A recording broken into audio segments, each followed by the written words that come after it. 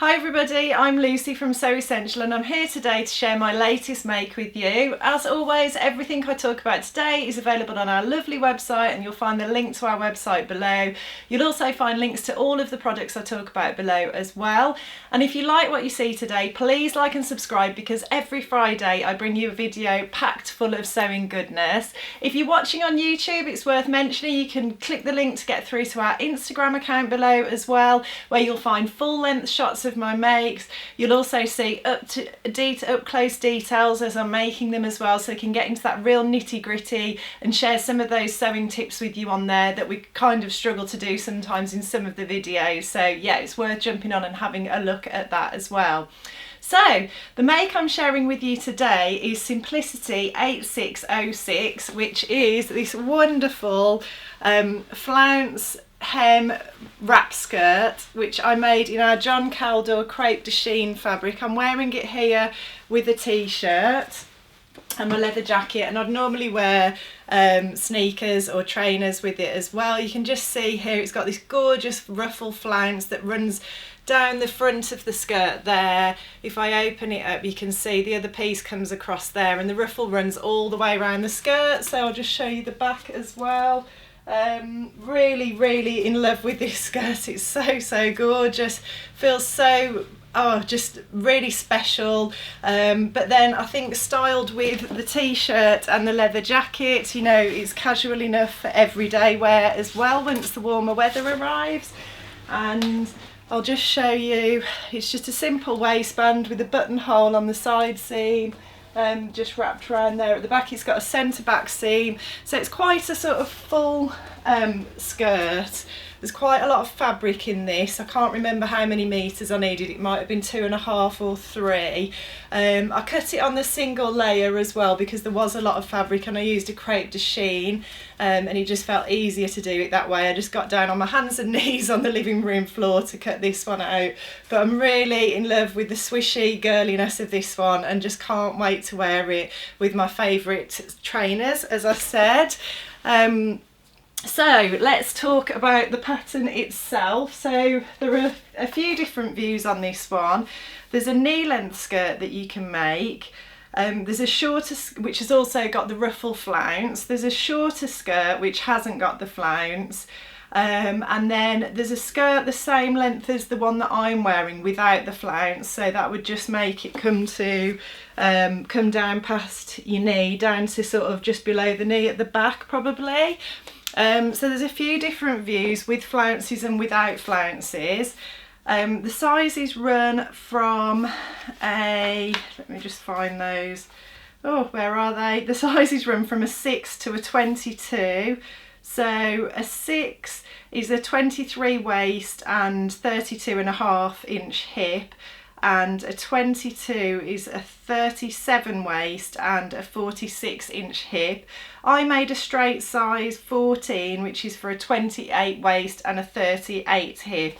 But the good thing about a skirt like this is it really isn't difficult to fit. Great for beginners because, you know, it is a wrap, so if it comes a little bit further over, you know, it's not the end of the world. You don't really have to worry about fitting as much as you do in some designs, so that's a real positive to this sort of skirt. And I decided to make it. I made another long skirt tail end of last year because I just didn't have any of these in my wardrobe at all, and last year I just kept seeing people wearing these lovely maxi skirts with a simple t-shirt and a leather jacket and trainers, and I thought, what a great way to sort of get an up-to-date look, feel, you know, like you're wearing something different than the jeans that I so often wear, but still feel casual enough for every day as well. So yeah, I've got 2 now, which is very exciting. I'm pretty sure there'll be more coming as well. As I say, the pattern was very easy to make, super easy to make.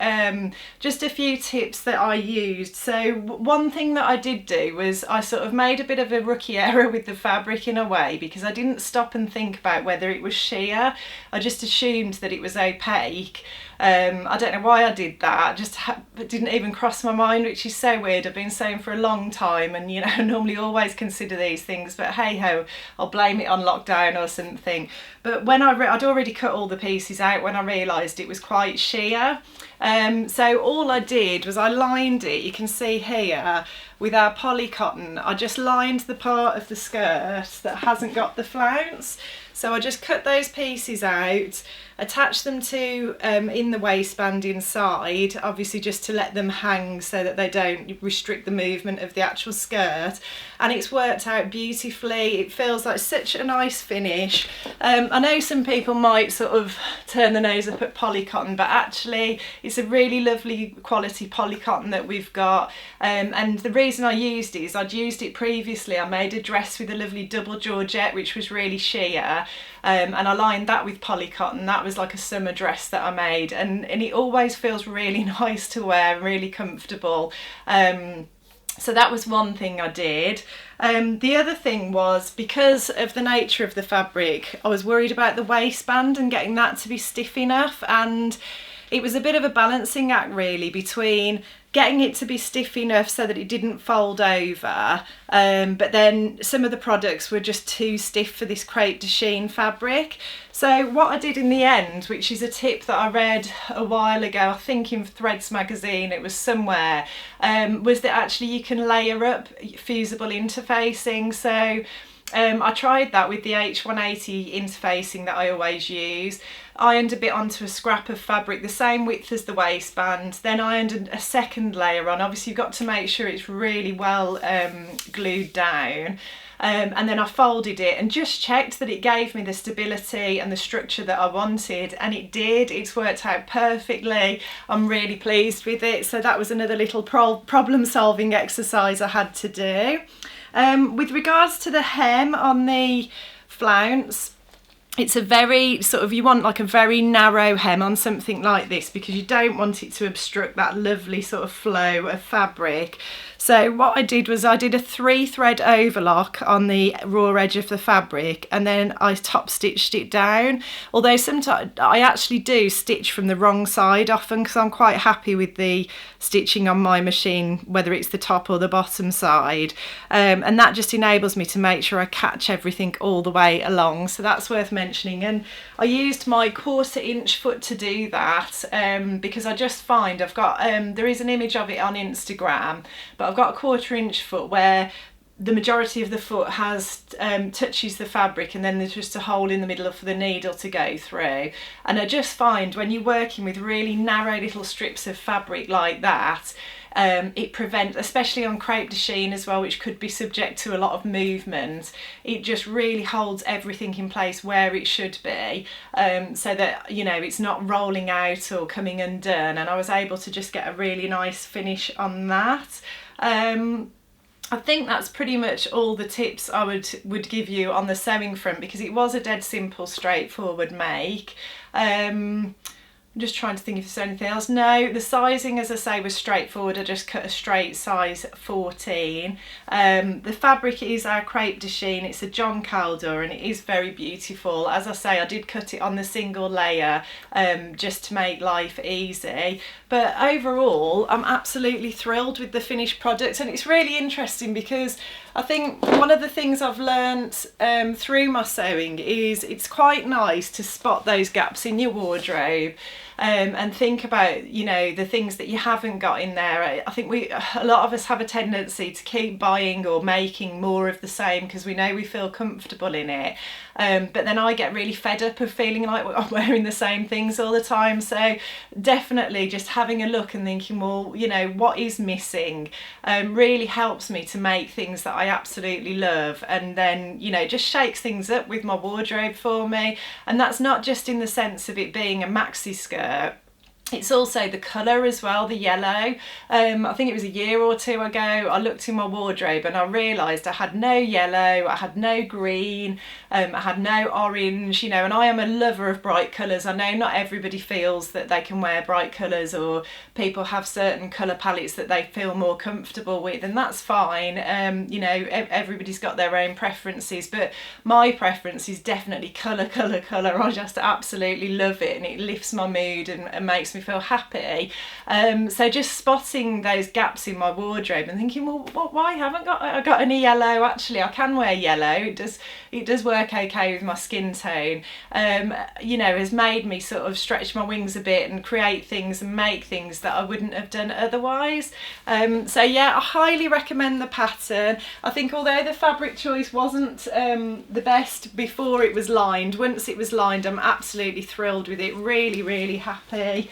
A nice simple make, as I say, as long as you don't, you know, even with the lining actually it was very easy to just whip that up. It took no time at all, and just look at the movement on that, guys, on that crepe de chine. It's just lovely.